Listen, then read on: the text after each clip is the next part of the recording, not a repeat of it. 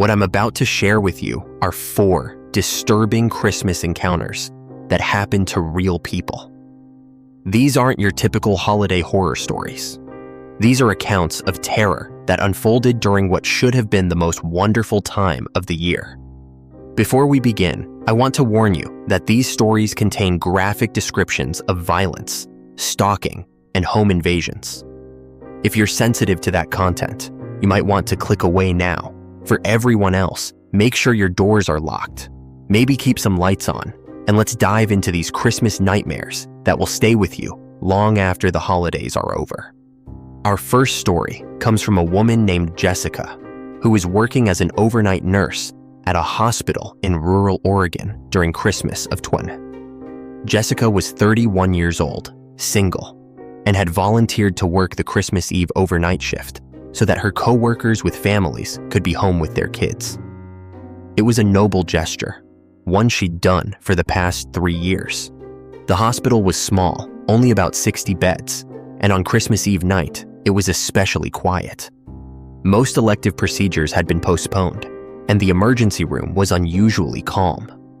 By 11 p.m., Jessica was one of only 4 nurses on duty for the entire hospital, along with one doctor who was sleeping in the on-call room.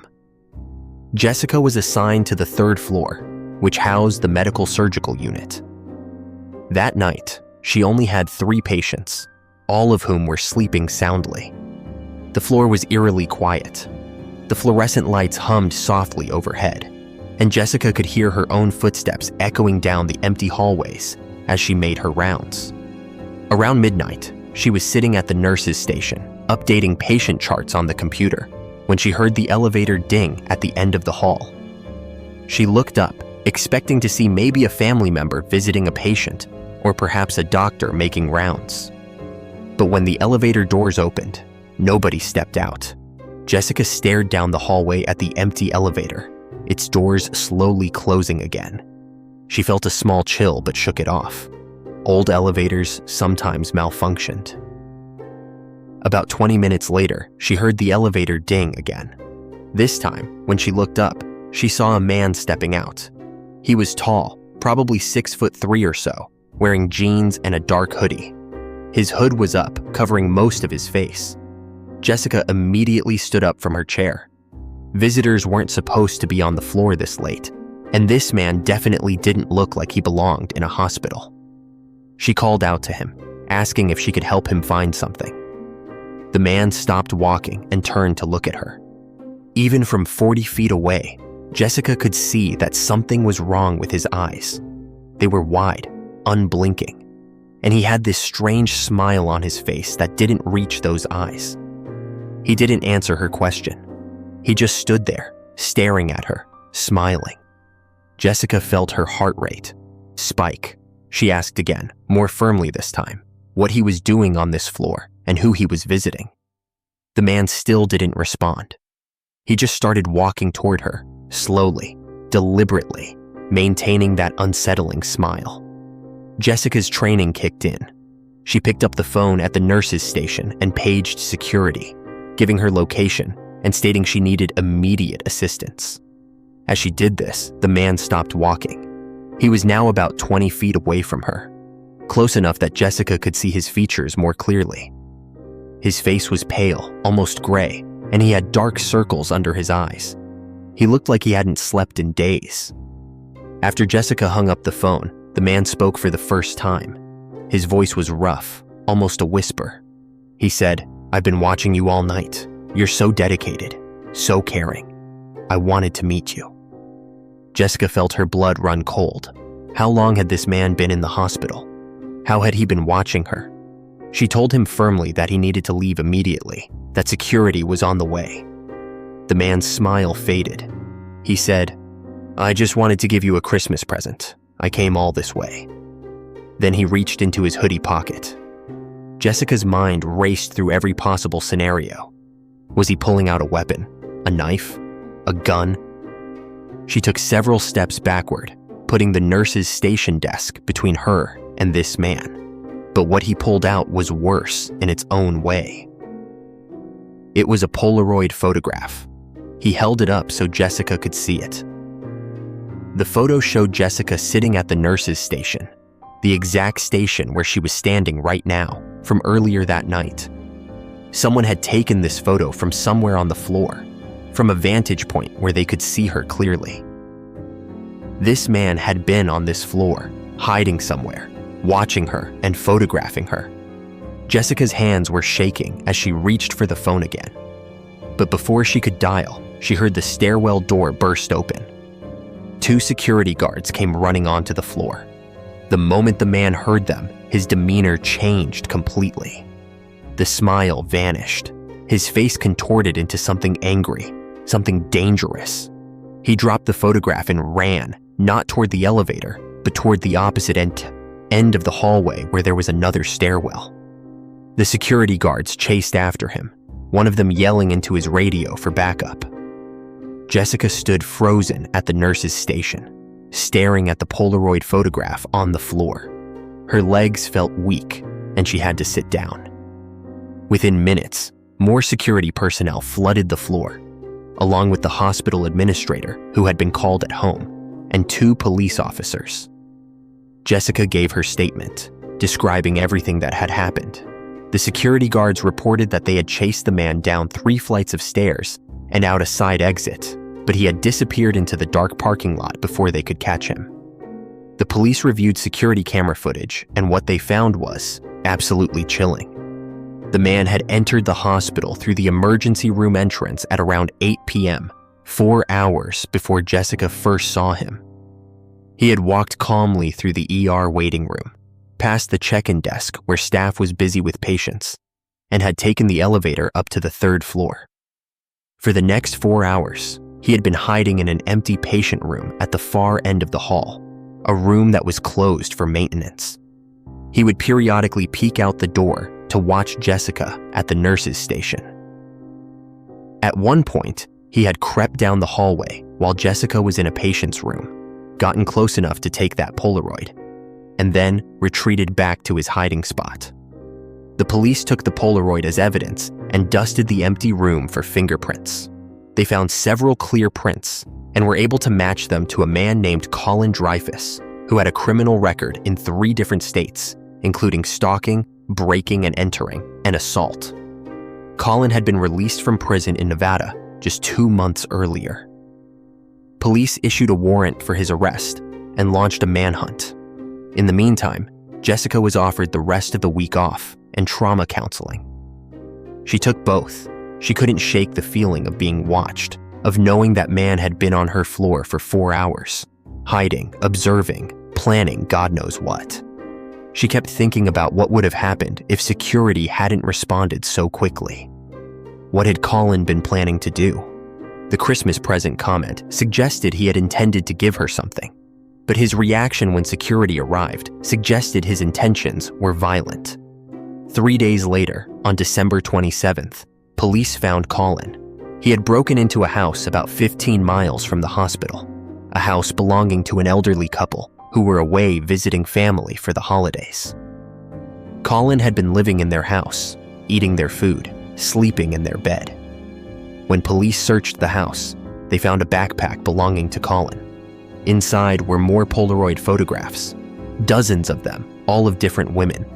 Women at grocery stores, at gas stations, walking to their cars, sitting in cafes. All candid shots, all taken without the women's knowledge. There was also a notebook filled with names, addresses, and schedules. Colin had been stalking multiple women in the area. Jessica's name was in that notebook, along with her work schedule at the hospital. He had been planning to target her for weeks.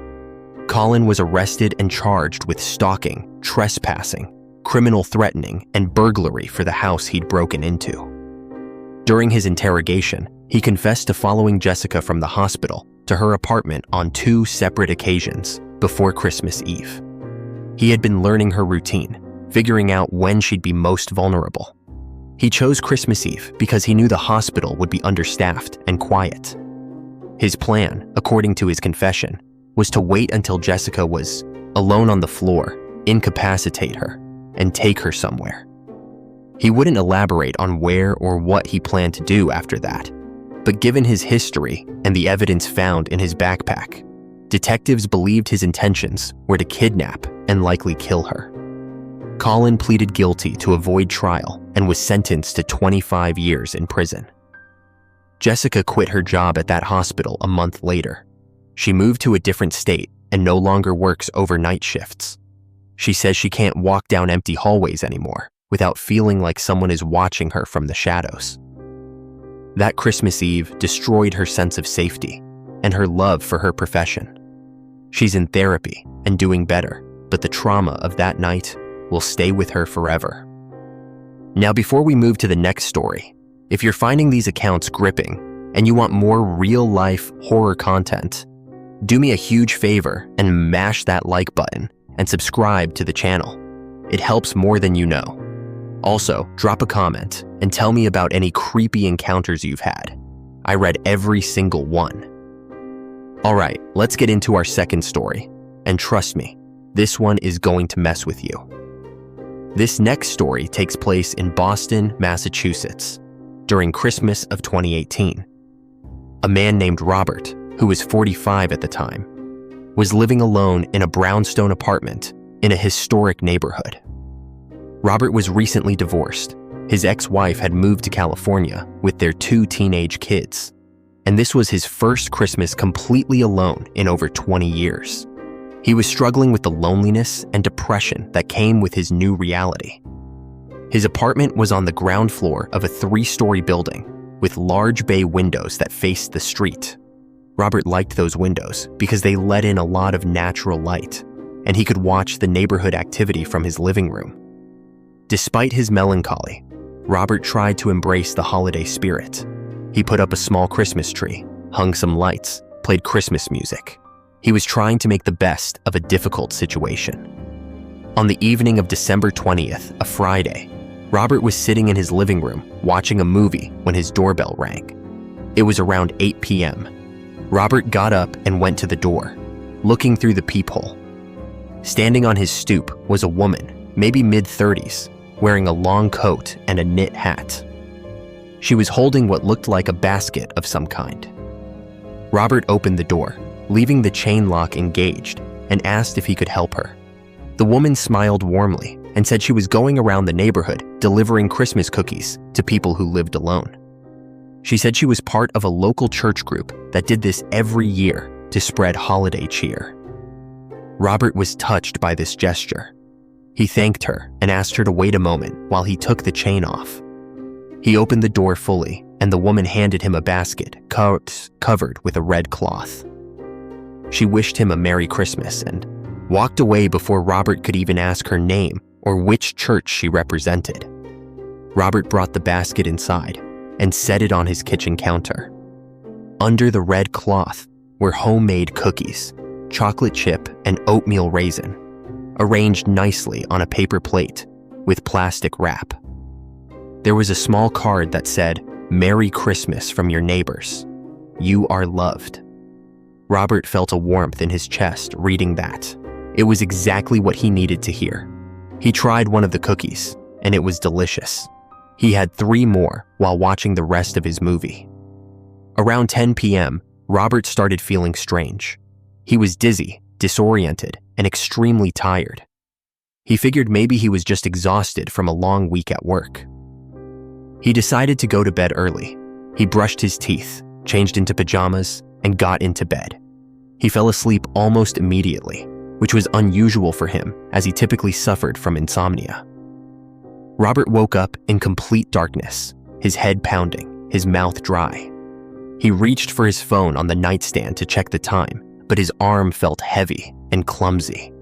When he finally grabbed his phone and turned on the screen, he saw it was 4:30 a.m. He'd been asleep for over 6 hours, but something felt wrong. His bedroom door, which he always closed before bed, was open, and he could smell something. Cigarette smoke. Robert didn't smoke. Nobody in his building smoked.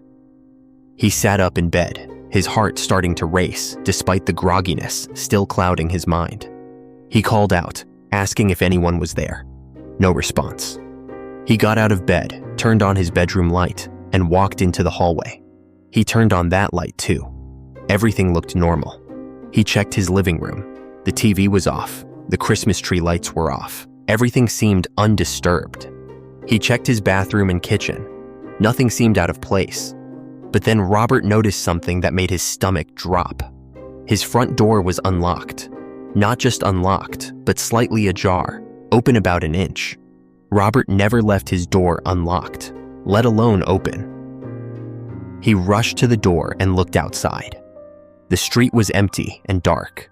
He closed the door, locked it, engaged the deadbolt, and put the chain on. He walked back through his apartment, turning on every single light, checking every closet, every corner. He was alone. But someone had been in his apartment. Someone had unlocked his door from the inside while he was sleeping. Robert called the police and reported the situation. He told them about the cookies, about feeling drugged and sleeping unusually hard, about waking up to find his door open. The police came and took a report. They took the remaining cookies as evidence and suggested Robert go to the hospital to get a blood test to see if he had been drugged. Robert did exactly that. The hospital blood work came back positive for a strong sedative, a prescription sleep medication at a dose much higher than would normally be prescribed. Someone had laced those cookies with drugs specifically to knock Robert out. The police sent the cookies to a lab for testing and confirmed they contained the same sedative found in Robert's blood work. But here's where the story gets even more disturbing. The police checked with local churches in the area. None of them had any Christmas cookie delivery program. The woman who came to Robert's door wasn't from any church. She was lying. Over the next few days, Robert tried to piece together what had happened. He checked his apartment obsessively, looking for anything missing or disturbed. At first, he couldn't find anything. His TV, laptop, wallet, everything was still there. Nothing appeared to have been stolen. But then he noticed something odd. His bedroom closet, where he kept boxes of old photos and personal documents, looked like it had been gone through. The boxes were slightly out of order, and some of the photo albums were open when he distinctly remembered closing them. Robert went through everything carefully. He realized that photos were missing. Specifically, photos of his ex-wife and kids.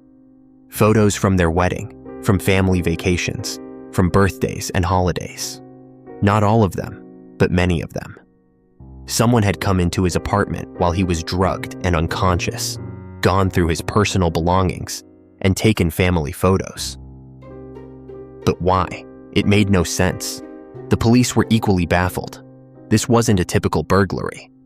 The detective assigned to Robert's case said this was one of the strangest cases he'd encountered.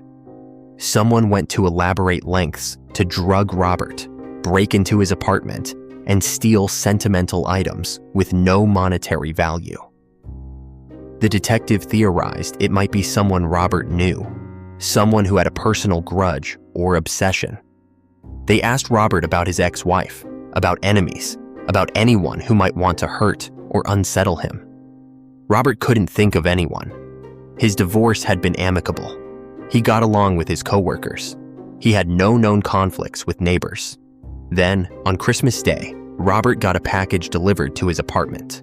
It was a small box wrapped in Christmas paper with a bow. There was no return address. Robert, now understandably paranoid, called the police before opening it. They came and X-rayed the package to make sure it wasn't a bomb or anything dangerous. It appeared to be safe, just something wrapped in tissue paper. With an officer present, Robert opened the box. Inside was a photo album. His photo album, one of the ones that had been stolen from his closet, but it had been altered. All the photos of his ex-wife had been cut out, leaving just Robert and his kids. And on the first page, there was a new photo that Robert had never seen before. It was a photo of Robert sleeping in his bed, taken from inside his bedroom, taken the night he was drugged. On the back of this photo, written in neat handwriting, was a message. "You don't need her anymore. I'll take care of you. Merry Christmas." Robert felt like he was going to vomit. Someone was obsessed with him.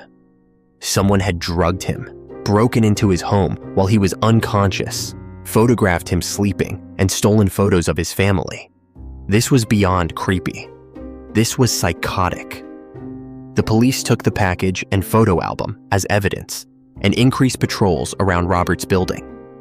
They also advised Robert to stay somewhere else for a while and to consider getting a restraining order once they identified the suspect. But there was a problem. They had no idea who this person was. The woman who delivered the cookies had never been caught on any security cameras in the neighborhood. The package had been left at Robert's door with no footage of who left it. Whoever was doing this was careful and deliberate. Robert moved out of his apartment that same day. He stayed with a friend across town and hired a security company to install cameras and a full alarm system in his apartment. He also hired a private investigator to help figure out who was targeting him. The private investigator looked into Robert's life extensively: his workplace, his gym, his regular spots like the grocery store and coffee shop. After 2 weeks of investigation, they found something. A woman who worked at the coffee shop Robert visited every morning had been asking Robert's coworkers about him, about his personal life, his divorce, his schedule.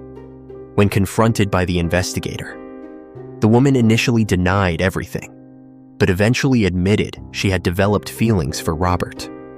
She said she'd been watching him for months, learning his routine, and when she found out he was going to be alone for Christmas, she wanted to help him move on from his ex-wife.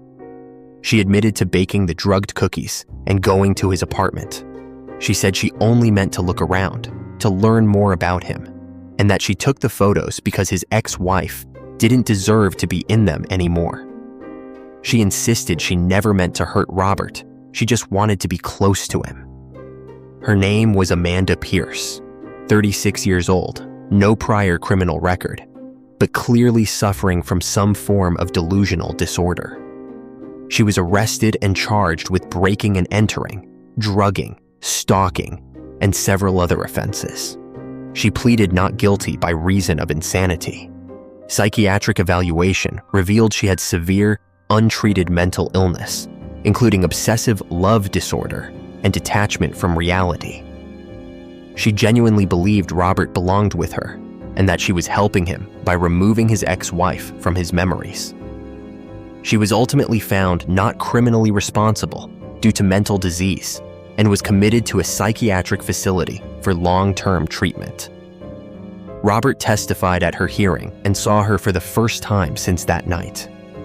Amanda stared at him the entire time with this look of adoration and longing that made his skin crawl. Even after everything, she still believed they were meant to be together. Robert never returned to that apartment. He broke his lease and moved to a different neighborhood. He changed coffee shops, changed his routine completely, and became hyper-vigilant about his surroundings. He's since remarried and has worked through much of the trauma with therapy, but he says he'll never forget that Christmas. The Christmas when he realized someone had been watching him for months, had poisoned him, had broken into his home, and violated his privacy in the most disturbing way possible. He still has nightmares about waking up to find someone standing over his bed, and he never, ever accepts food from strangers anymore. All right, we're halfway through this video, and if you're still with me, thank you for watching. Before we continue with the next story, please take a second to like this video and drop a comment letting me know what you think. And make sure you're subscribed so you don't miss any future content. Now, let's get into our third story, which involves a family and an advent calendar that turned into a countdown to terror. Our third story takes place in December of 2019, in a suburb of Nashville, Tennessee. The Harper family, consisting of parents Brian and Michelle, and their 2 daughters, 10-year-old Olivia and 7-year-old Sophie, lived in a nice neighborhood with well-maintained homes and friendly neighbors. The family loved Christmas and went all out every year with decorations, traditions, and celebrations. On December 1st, as was their tradition, Michelle put out an advent calendar for the girls. It was one of those calendars with little doors for each day of December leading up to Christmas, with small chocolates behind each door. The girls loved this tradition and would fight over who got to open the door each morning. But this year's advent calendar was different. Michelle hadn't bought this one. On the morning of December 1st, when Michelle went out to get the newspaper, there was a package on the front porch. A large flat box wrapped in festive paper with a tag that said, "For the Harper family. Happy Advent season." Michelle brought it inside and opened it with the girls. Inside was a beautiful wooden advent calendar, much nicer than the cheap cardboard one they usually used. It looked handmade, with little wooden doors and intricate carvings. Michelle thought it was incredibly generous and assumed it was from one of their neighbors, or maybe a relative. The girls were excited and immediately wanted to open the first door. Behind door number 1 was a piece of chocolate, just like they expected. Nothing seemed amiss. Each morning for the next several days, the girls would rush downstairs and open that day's door. Every day, there was a small chocolate or candy. Everything seemed normal. But on December 7th, when Olivia opened door number 7, instead of a candy, there was a small piece of paper folded up. Olivia unfolded it and read it out loud. It said, "Olivia got a B on her spelling test. She can do better." The family froze. How did whoever made this calendar know about Olivia's spelling test? And how did they know what grade she got? Olivia had gotten that test back just 2 days earlier. Michelle took the note and examined it. The handwriting was neat and small, written in black ink. Brian suggested maybe it was from Olivia's teacher as some kind of motivational message, but that didn't make sense. Teachers didn't send custom advent calendars to students' homes. Michelle called several neighbors, asking if they had sent the advent calendar. None of them had. She called relatives. No one claimed to have sent it. The family was unsettled but tried to rationalize it. Maybe it was just a weird coincidence. But the next morning, December 8th, behind door number 8 was another note. This one said, "Sophie lost her favorite doll yesterday. It's under the couch." Sophie gasped because it was true. She had been looking everywhere for her doll and had cried before bed because she couldn't find it. Brian immediately went to the couch and looked underneath. There was Sophie's doll. Brian's face went pale. Someone knew what was happening inside their house in real time. This wasn't a coincidence. This was surveillance. Brian called the police immediately. Officers came to the house and took the advent calendar as evidence. They examined it carefully, but found no hidden cameras or recording devices. It was just a wooden calendar. The police asked the family if they noticed anything else suspicious recently. Michelle remembered seeing an unfamiliar car parked on their street multiple times over the past week. A dark sedan, but she hadn't thought much of it at the time. The police said they would investigate and advised the family to be cautious, keep doors and windows locked, and call if anything else unusual happened. That night, the family barely slept. They kept all the curtains closed and double-checked every lock. The next morning, December 9th, despite the police having taken the calendar, there was a new note. This one wasn't behind a door. It was taped to their front door. The note said, "You shouldn't have called the police. I'm just trying to be part of your Christmas. Don't ruin this." Michelle screamed when she found it. Brian called the police again, and they came back, this time taking the threat more seriously. They set up a patrol car to monitor the house and started investigating in earnest. They checked security camera footage from neighbors' houses. On one camera, they captured footage of a person approaching the Harper house at 3 a.m. on December 9th and taping the note to the door. The person was wearing dark clothes and a ski mask, so identification was impossible, but they could see it appeared to be a male based on build and height. Over the next few days, the notes continued even without the advent calendar. They would appear in different places, taped to car windshields, slipped under the front door, even one that was left on the backyard patio table. Each note contained specific information about the family's daily activities. Brian had a stressful meeting at work today. Michelle bought groceries and forgot to get milk. The girls watched Frozen before bed. It was clear someone was watching them constantly. The family was terrified. They couldn't figure out how this person was getting such detailed information. Brian hired a private security firm to sweep the house for hidden cameras and listening devices. They found something horrifying. There was a tiny camera hidden inside the family's smart TV, installed in such a way that it was nearly invisible. The camera had a view of most of the living room, including the couch where the family spent most of their time. Someone had been watching them through their own TV for who knows how long. The security firm also found a listening device hidden inside a smoke detector in the kitchen. The family's private conversations had been recorded. Brian and Michelle were in shock. How did these devices get installed? They thought back to recent service calls or visitors to the house. About 3 weeks earlier, in mid-November, they had a cable technician come to the house to fix their internet. The technician had been alone in the house for about an hour while Brian was on a work call and Michelle was out with the girls. That must have been when the devices were installed. The police traced the cable company work order and found that the technician who came to their house, a man named Gerald Moss, had several complaints in his file from other customers about inappropriate behavior.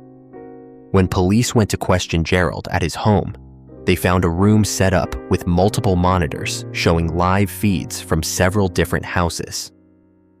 Gerald had been installing hidden cameras in customers' homes for over a year, watching families, learning their routines, and in some cases, using that information to burglarize houses when families were away. But the Harper family situation was different. Gerald had become obsessed with them, particularly with the idea of being part of their Christmas celebrations. He had made the advent calendar himself, using the information he gathered from watching them to personalize the notes. Gerald was arrested and charged with multiple counts of voyeurism, stalking, harassment, breaking and entering, and illegal surveillance. When police searched his home more thoroughly, they found hundreds of hours of recorded footage from various houses, including dozens of hours from the Harper home. They also found detailed journals where Gerald had written about the families he watched, their habits, their relationships, their secrets. He had been living vicariously through these families, treating them like his own personal reality show. Gerald pleaded guilty to all charges and was sentenced to 15 years in prison. The Harper family had to replace their TV, all their smoke detectors, and several other electronic devices just to feel safe. They moved out of that house 6 months later, unable to shake the feeling of being watched. Michelle had a complete breakdown and required intensive therapy. The girls, especially Olivia, developed severe anxiety and trust issues. The family doesn't do advent calendars anymore. That Christmas tradition was destroyed forever by a sick man who violated their privacy and their home in the most insidious way possible. Now, for our fourth and final story, and I'm warning you, this one might be the most disturbing of all. Make sure you're ready for this before we continue. This last story comes from December of 2017 in a small town in Vermont. A woman named Patricia, who was 72 years old at the time, lived alone in a house she'd owned for 40 years. Her husband had passed away a few years earlier, and her adult children lived in other states, though they visited regularly. Patricia was independent, active in her church, and known in the community as a kind and generous woman who loved baking and volunteering. Every Christmas, Patricia would bake dozens of cookies and pies to give to neighbors, the church, and the local nursing home. It was her favorite time of year. On December 15th, Patricia was outside her house, hanging a wreath on her front door, when a young man, probably early 20s, approached her driveway on foot. He waved and smiled and told Patricia he was sorry to bother her, but his car had broken down about a mile up the road, and he wondered if he could use her phone to call for a tow truck. His cell phone was dead, and he'd been walking for a while. Patricia, being the kind woman she was, invited him inside to use her landline phone. The young man introduced himself as Kyle and thanked her profusely for helping him. Patricia showed him to the phone in her kitchen and then went back outside to finish hanging her wreath, giving him privacy for his call. A few minutes later, Kyle came outside and told Patricia the tow truck would be there in about 30 minutes and asked if it was okay if he waited in her driveway rather than walking back to his car in the cold. Patricia said of course and invited him to wait inside where it was warm. She offered him coffee and some cookies she had baked that morning. Kyle accepted, and the two sat in her living room, making small talk. Kyle seemed polite and well-mannered. He asked Patricia about her Christmas decorations, about her family, about her baking. Patricia enjoyed the company and found Kyle to be charming.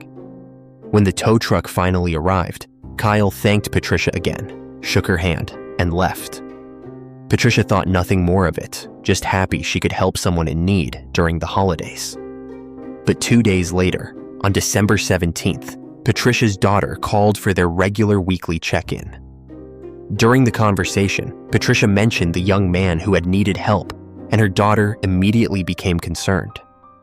She asked Patricia detailed questions about this Kyle person. What did he look like? Did he give a last name? Did Patricia see the tow truck arrive? Patricia described Kyle as best she could, but realized she never actually saw him get into a tow truck. She had been in the kitchen when she heard a vehicle pull up and assumed it was the tow truck. But now that she thought about it, she didn't actually see Kyle leave with anyone. Her daughter told Patricia she needed to be more careful, that she shouldn't invite strangers into her house, and Patricia agreed, but said she was sure it was fine. Kyle had seemed like such a nice young man. That night, Patricia was in bed reading when she heard a sound from downstairs. It sounded like a door closing. Patricia lived alone, and all her doors should have been locked.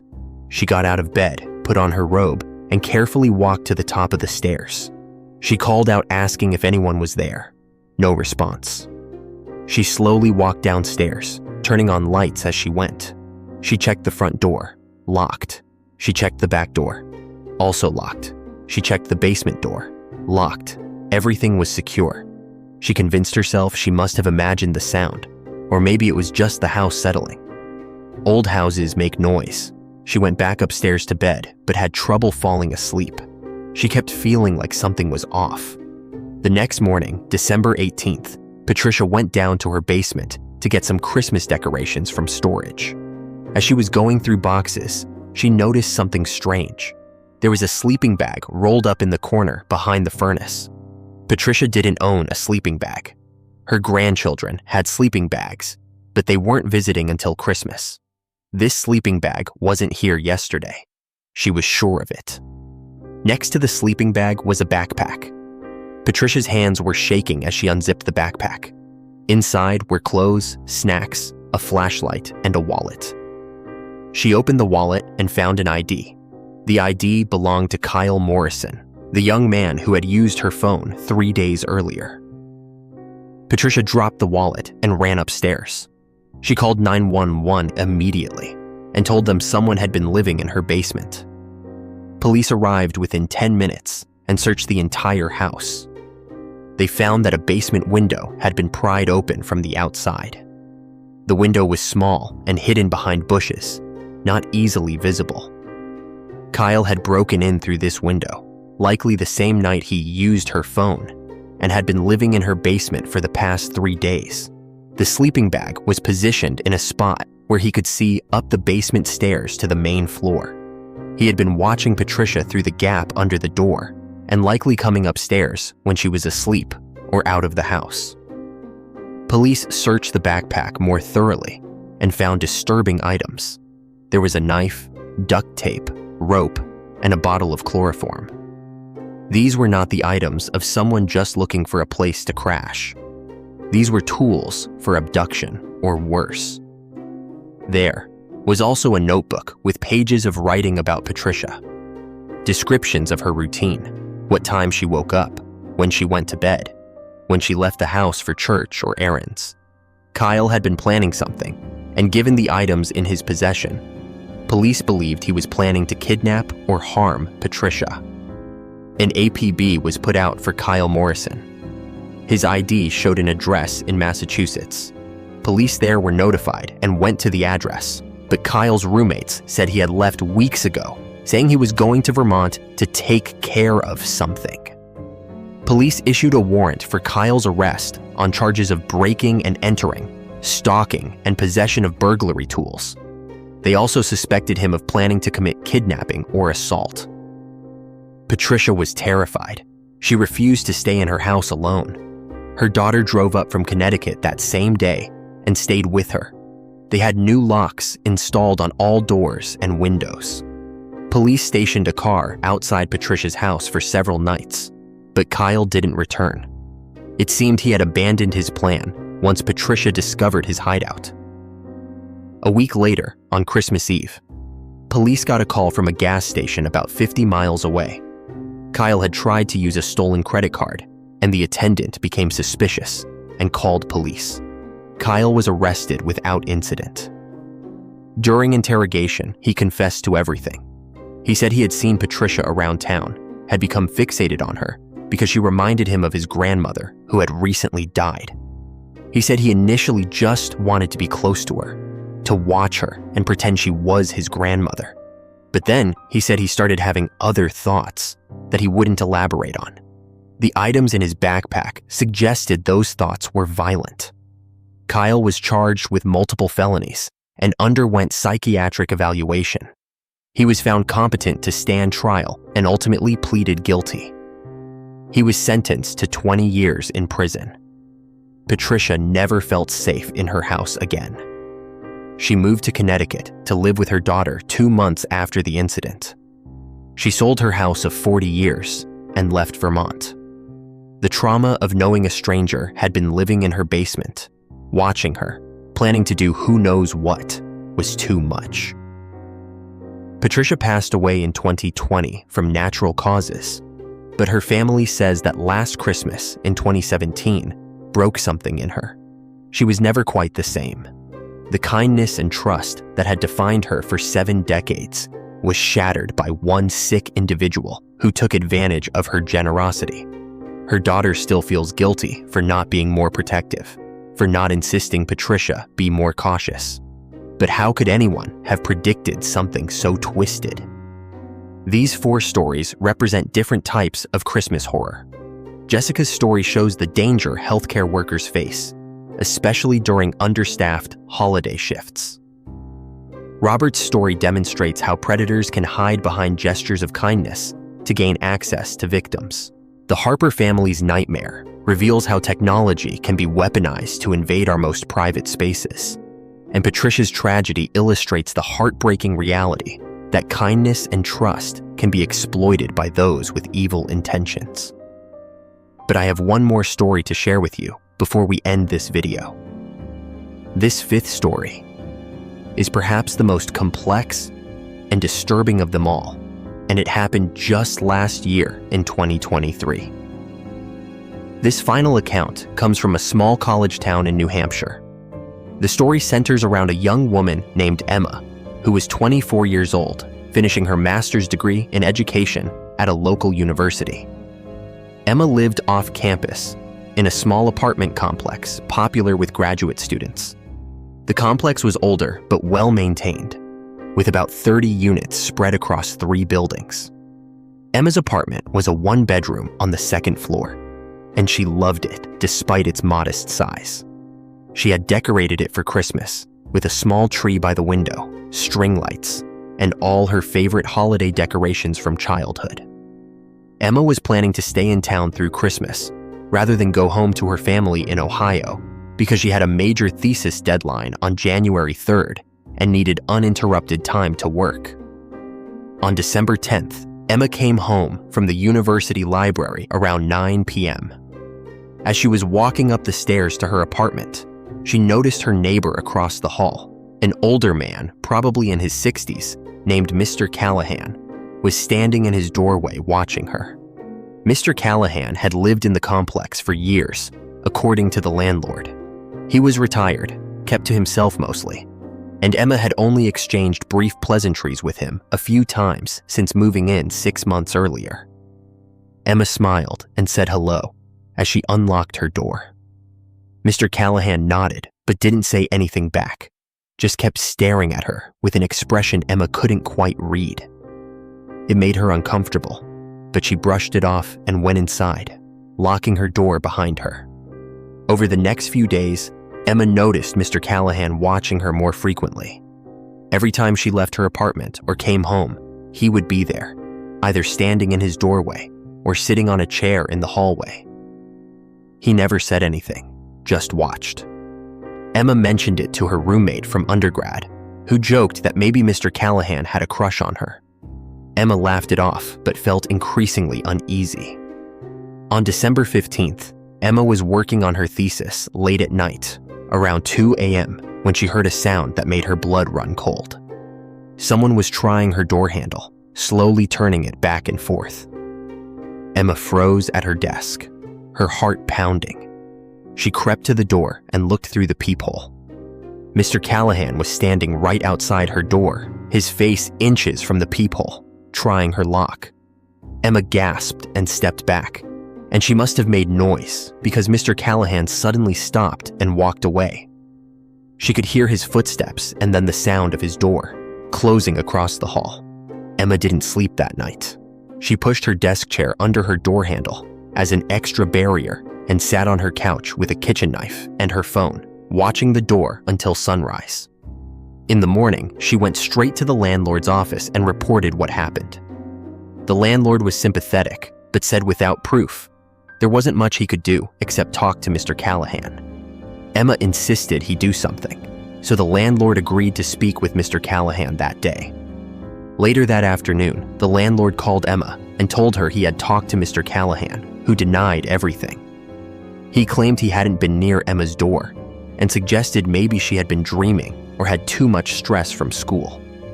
The landlord said he believed Emma, but his hands were tied without evidence. He offered to let Emma break her lease if she wanted to move, but Emma couldn't afford to move mid-semester, and she was so close to finishing her thesis. She decided to stay, but invested in a Ring doorbell camera for her apartment door and a security bar for extra reinforcement at night. For a few days, nothing happened. Mr. Callahan seemed to be avoiding Emma entirely, which she preferred. But on December 20th, Emma's Ring camera captured something disturbing. At 3:15 a.m., Mr. Callahan had come to Emma's door and just stood there, staring directly into the camera for over 10 minutes. He didn't knock, didn't try the handle, just stood there watching. When Emma reviewed the footage the next morning, she felt sick.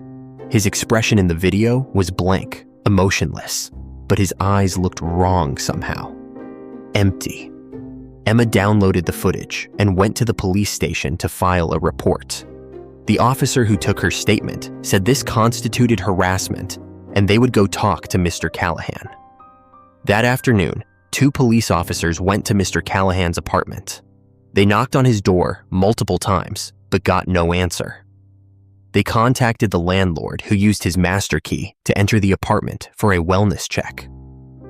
What they found inside Mr. Callahan's apartment would lead to one of the most disturbing investigations that police department had ever conducted. The apartment was dark, all curtains drawn, and it smelled terrible, like rotting food and something else, something chemical. Mr. Callahan was sitting in a chair, in the middle of his living room, facing the front door, completely still. When officers approached him, he didn't respond. He was catatonic, eyes open but not reacting to anything. An ambulance was called and Mr. Callahan was taken to the hospital. Meanwhile, police searched his apartment with the landlord's permission. The walls of Mr. Callahan's apartment were covered in photos. Hundreds of photos. All of Emma. Photos of her leaving for school, coming home, getting her mail, taking out trash, sitting in her apartment visible through her window. The photos went back months, suggesting Mr. Callahan had been photographing Emma since shortly after she moved in. But it got worse. In Mr. Callahan's bedroom, police found a shrine of sorts. More photos of Emma arranged around candles. There were items of Emma's clothing, including underwear that had apparently been stolen from the shared laundry room in the basement. There were copies of Emma's class schedule, printed emails that had somehow been obtained, and a journal filled with detailed entries about Emma's daily activities and Mr. Callahan's obsessive thoughts about her. Most disturbing of all, police found a concrete plan. Mr. Callahan had maps of the apartment complex with notes about security cameras, patrol patterns of the complex courtesy officer, and diagrams showing the layout of Emma's apartment. He had detailed plans for breaking into Emma's apartment, subduing her, and keeping her captive in his own apartment. The journal entries became increasingly violent and delusional, with Mr. Callahan writing about how Emma was meant to be his, how he needed to save her from the outside world, and how they would spend Christmas together forever. There were supplies in his closet, zip ties, duct tape, chains, and a mattress that had been placed in a closet that he had converted into a makeshift cell with a padlock installed on the outside. Mr. Callahan had been preparing to kidnap Emma. The plan indicated he was going to execute this on Christmas Eve, when he knew the apartment complex would be mostly empty, with students gone for the holiday, and when Emma would be alone working on her thesis. Emma was immediately contacted by police and informed of what they found. She was in complete shock. This man had been living 30 feet away from her for 6 months, watching her, planning to kidnap her, and she had no idea until the last minute. If she hadn't installed that Ring camera, if she hadn't reported his behavior, if police hadn't done that wellness check when they did, she would have been completely unaware of the danger until it was too late. The police theorized that Mr. Callahan's catatonic state was possibly brought on by the stress of Emma reporting him and police coming to question him, causing some kind of psychological break. He was evaluated at the hospital and diagnosed with severe schizophrenia and delusional disorder, conditions that had apparently gone untreated for years. His mental state had deteriorated significantly over the past year. Further investigation into Mr. Callahan's background revealed a disturbing history. His real name was Martin Callahan, and he had been arrested twice before in other states for stalking women, once in the 1990s and once in the early 2000s. Both times, he had received probation and mandatory psychiatric treatment, but he had stopped treatment years ago and had been living under the radar. The landlord had never run a background check because Mr. Callahan had been a tenant since the 80s. Long before thorough background checks were standard practice. Mr. Callahan never regained cognitive function. He remains in a psychiatric facility to this day, deemed unfit to stand trial. The legal system struggled with how to prosecute someone who was no longer mentally present. Technically, he had committed crimes, but without the ability to understand charges or participate in his own defense, he couldn't be tried. It was a frustrating outcome for Emma, who felt there was no justice or closure. Emma moved out of that apartment the day after police told her what they found. She couldn't bear to be in that building anymore, knowing what had been happening across the hall. She stayed with friends until the semester ended, then moved to a completely different city for a teaching job. She didn't finish her thesis that year and had to take an incomplete, finishing it remotely the following year. The psychological impact was severe. Emma developed PTSD, severe anxiety, and paranoia about being watched. She couldn't live on any floor above the first floor because she was terrified of someone watching her windows. She couldn't have male neighbors without extensive background checks. She installed security systems everywhere she lived. Her relationships suffered because she couldn't trust people. The career she had worked so hard for felt hollow because all she could think about was how close she came to being kidnapped and imprisoned by a delusional man who lived across the hall. Emma shared her story publicly a year later, in December 2024, as a warning to others. She wanted people to understand that danger can be living right next to you and you might not know until it's almost too late. She urged people to trust their instincts, to report uncomfortable behavior immediately, to invest in security measures, even if they seem excessive, and to do background checks on neighbors if possible. She also advocated for better mental health services and monitoring of individuals with histories of violent or stalking behavior. Mr. Callahan's case highlighted massive failures in the system. He should have been in treatment. He should have been monitored. His previous victims should have been notified when he moved to their area. But none of that happened, and Emma nearly paid the ultimate price for those systemic failures. Emma says she doesn't celebrate Christmas anymore. December is now associated with terror and trauma rather than joy. She spends the holidays working or traveling, anything to avoid being reminded of that December in New Hampshire, when she discovered a predator had been preparing to destroy her life. She's grateful she's alive, grateful for the Ring camera that captured evidence, grateful for the police who took her seriously. But she's also angry that she had to live through that fear, angry that Mr. Callahan's previous victims weren't protected either, angry that the system failed so spectacularly. She channels that anger into advocacy work now, speaking at universities about personal safety and working with legislators on laws that would require better tracking and treatment of individuals with stalking convictions. These 5 stories, Jessica, Robert, the Harpers, Patricia, and Emma, all share common threads. They all involve predators who use the Christmas season and its associated trust and distraction to target vulnerable people. They all involve victims who did nothing wrong but were targeted anyway. They all involve lasting psychological trauma that extends far beyond the immediate danger. And they all highlight how quickly a normal day can turn into a nightmare. Jessica was just doing her job. Robert was grieving his divorce. The Harpers were celebrating family traditions. Patricia was being kind to a stranger. Emma was finishing her education. None of them deserved what happened. None of them could have predicted it. And that's what makes these stories so terrifying and so important to share. The reality is that predators exist. They live among us.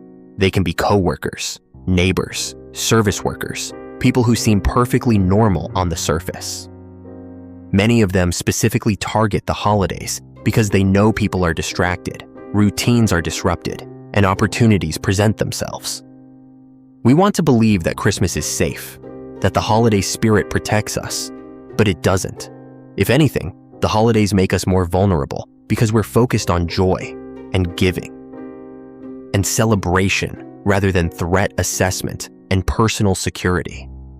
This isn't to say we should live in constant fear or that we should stop celebrating the holidays, but we do need to maintain awareness. We need to trust our instincts when something feels off. We need to report suspicious behavior, even if we feel like we might be overreacting. We need to invest in security measures and not feel paranoid for doing so. And we need to look out for each other, especially for vulnerable members of our communities, like healthcare workers on overnight shifts, elderly people living alone, young people living independently for the first time, and single parents trying to protect their children. Every person in these stories survived because they took action at a crucial moment. Jessica called security. Robert called police when he realized he'd been drugged. The Harpers investigated their advent calendar and found the hidden cameras. Patricia called 911 when she found the sleeping bag. Emma installed a Ring camera and reported the harassment. These actions saved their lives or prevented even worse outcomes. But survival isn't the end of the story. All of them bear lasting scars. All of them changed their behaviors, their homes, their careers, their relationships. Trauma doesn't just go away because the immediate danger has passed. It stays with you, shapes you, changes how you move through the world. That's the real cost of these crimes that often gets overlooked. The perpetrators might get caught and sentenced, but the victims serve a life sentence of hypervigilance, anxiety, and fear. If you take anything away from this video, let it be this. Your safety matters more than politeness, more than not wanting to cause a scene, more than giving people the benefit of the doubt. If someone makes you uncomfortable, remove yourself from the situation. If something feels wrong, investigate it or report it. If you're in danger, call for help immediately. Don't worry about overreacting. Don't worry about being rude. Don't worry about what others will think. Your life and safety are more important than social niceties.